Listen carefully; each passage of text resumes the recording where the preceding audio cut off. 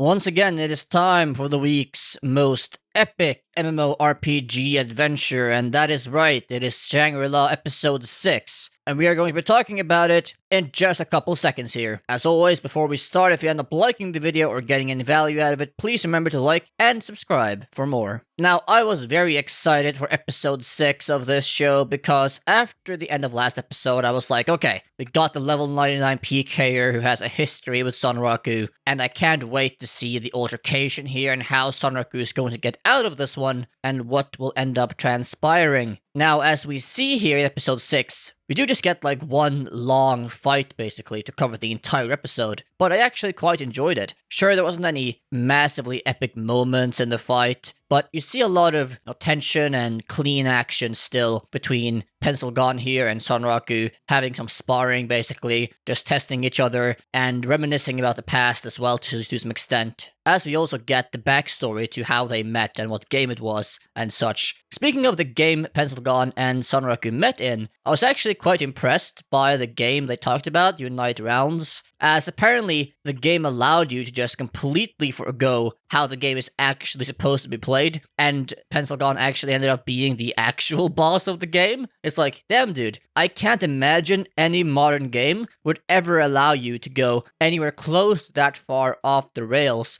to what they intended. Like, they would lock that shit down and not allow you to do any of those things to complete quests or change the storyline of the game. I did also, surprisingly, sort of get that fight scene between the furry animal addict and Pencil Gone, as I was sort of just fanfictioning about last week, as I thought, there's no way they're gonna do that. She's not gonna get engaged in that fight. But after she sees Emil turn back into a bunny, and she has this, for lack of a better word, addicted, orgasmic face, as she is trying her hardest just to, like, cuddle the bunny and God knows what else, as she was staring at it in a very particular way, she ends up joining the fight to attack Pencil Gone as like, I don't care about the player here, but if you dare hurt that adorable bunny, we are gonna have issues. It's like, goddamn. Unluckily though, Pencil Gone has a unique special item, or just a rare, like, pickup item, shop item, that lets her reflect 5 debuffs, so all the Shaman debuffs this animal girl throws at her is thrown back at her, and she is down for the count. At least until the very end of the episode, where she might have one last debuff to throw on Pencil Gone here. I actually quite like that part of the episode as well, as they explain why this zookeeper guild leader, whose guild's only purpose is to just observe animals and interact with, like, pets and whatever else in this game. Like, they never fight players, and I guess they never really do anything in the game except try to find new animals and whatever else. But I like how they added on to this of why she is a shaman and why she uses debuffs in the attack, as they explain that she has these attacks and all these debuffs, and that's her specialty, and she is a shaman because exactly that she uses these things to debuff the animals she is studying. And I thought just very small things like that really bring this world more to life and make it seem more believable and intricate and detailed. And I actually quite like that. Of course, we find out that Pencil Gone is not alone, as she is trying to PK Sonraku here to either reveal his unique scenario secrets or be spawn camped, I guess. She brought some friends from the PK guild, as she is the second in command of this guild. Sonraku manages to, stay alive against these other 4 PKers as well, but he can't really damage them, I suppose, because they have high level armor and stats, etc. But that's when our waifu, after 6 episodes, finally catches up to Sonraku and saves him, sort of. At least that's what she hopes, with a one-hit KO, as apparently she is called Saigen or Saiken Zero in Shangri-La, and she is called the Master Attacker, I believe it was. So I'm not quite sure what that nickname is from, but she is clearly a very high-level player, and she's part of the Achievement Guild, or the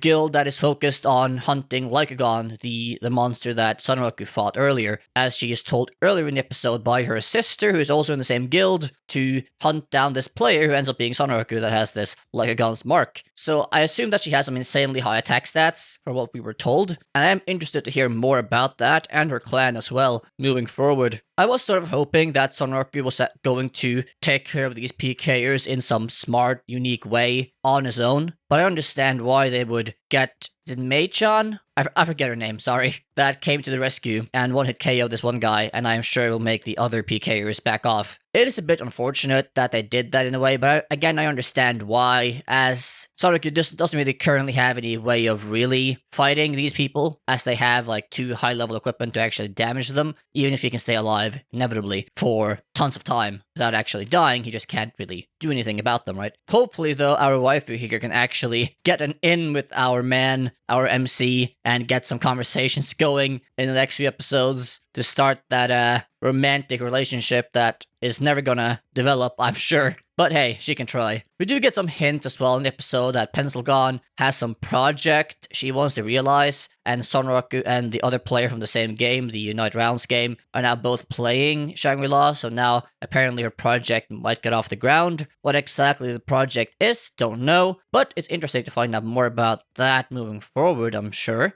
One specific thing in this episode, though, that I really liked above everything else is how Pencilgon takes this moment to explain that since Sonraku has played like so many trash games and has honed his skills so thoroughly and over the long term in all these trash games, all the skills he has gotten from these subpar horrible games has made him stronger, like way stronger in Shangri-La Frontier. As she explains herself, all the skills he has gotten from all these trash games over the years are more valuable, are more important, and gives him more, let's say, in-game stats, passively, than any unique item or massive stats would. And I really appreciate that. I really like that they actually explain this concept of actual skill. Like, just not items, not armor, whatever, but actual skill in the game and experience that he has makes him that much more powerful than his level or other generic stat would indicate. And that also makes me hopeful that even though he is, again, low level still, that he can really punch above his weight in future episodes when he faces, inevitably, some super powerful being or player or whatever else. The conspiracy is sure to keep going, though, as more and more clans and people get roped into this Lycagon's curse thing, and I'm very excited to probably see the end of this fight sequence in the next episode and how they go from there. Since this is as well a 25 episode season, I believe, it does give the show time to actually develop background characters and side characters, as if this show was only 12 episodes, I really don't think they would spend time to really cover a lot of these side characters nearly as much, which would take away a lot of value and